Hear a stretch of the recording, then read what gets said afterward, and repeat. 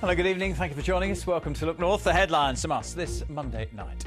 Anti-fracking campaigners set up camp outside an oil drilling site in East Yorkshire. The region has become the focus for a national debate, and there's no sign that this protest is going to end anytime soon.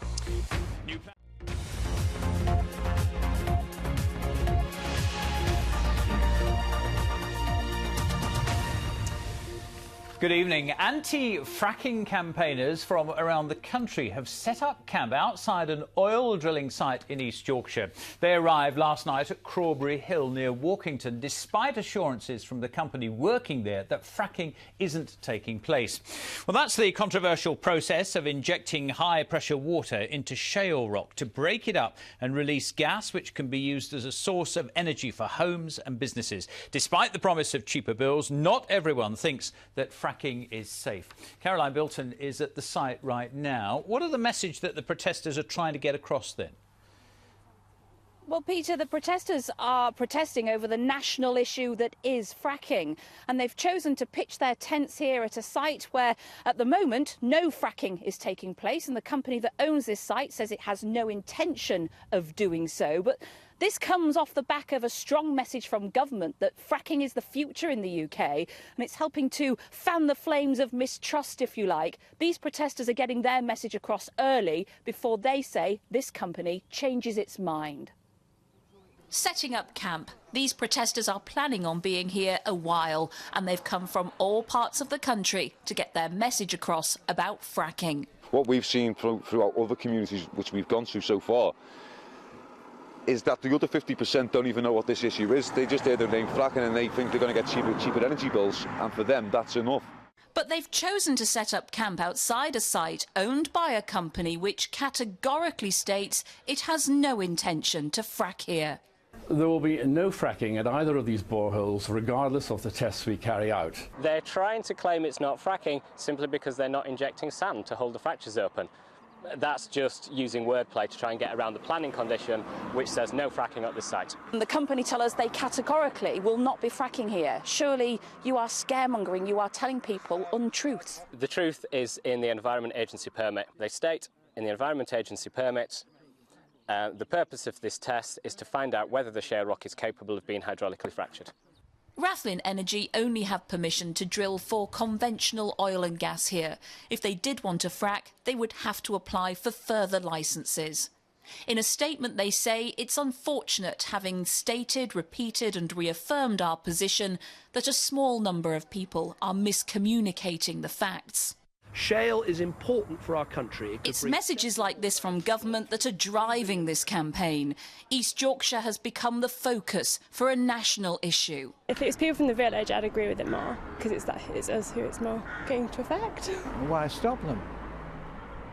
They're far enough away, they're about a mile away, aren't they? I'd rather they just make the point to the left. At the moment, that looks unlikely. These protesters want their voices to be heard. Of course, the government say that fracking has a future. So, Caroline, how's this situation there going to be resolved?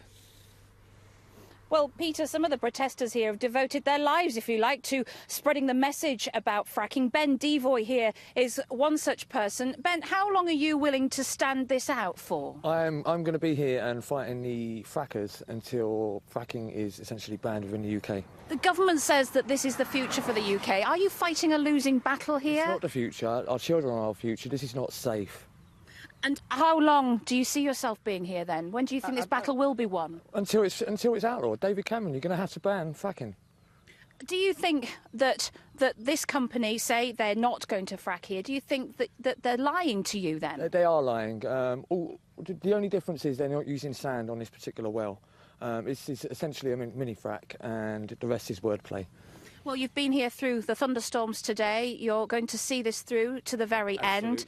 The trenches have been dug, Peter. The company say they have no intention of stopping what they're doing here, and these protesters say they have no intention of leaving. Back to you. Caroline, thank you very much indeed. Of course, we'll continue to follow the story. I'd like to know what you think about this one. Are the protesters doing the right thing there? The company involved, of course, have repeatedly stated that they're not fracking on these sites. We heard it on the programme here just a couple of weeks ago. The email address, your thoughts on this? Thank you for the response on the subject of fracking. We saw how protesters have set up camp in East Yorkshire, but the drilling company involved have repeatedly stated, of course, that they're absolutely not fracking.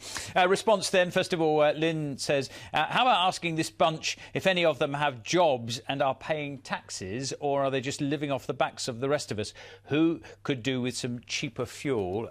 That's, of course, after we saw the protesters there in Walkington. Ian says, about time the Luddites currently protesting about drilling for oil got real. The future of this country is at stake here, and the government should be encouraging this and pushing the exploration companies to escalate this. And finally, Mark says, when the protesters leave the site, I bet they will leave a load of litter for us locals to clear up. And just briefly on the subject of cameras in bus lanes, Carol says most of Hull's bus lanes are only bus lanes for 1.5 hours a day. It is ridiculous to install cameras which will be unused for most of the day. The major problem is motorists who never use the bus lanes even when they are open. Join me for the radio tomorrow if you can. Radio Humberside, Radio Lincolnshire as usual.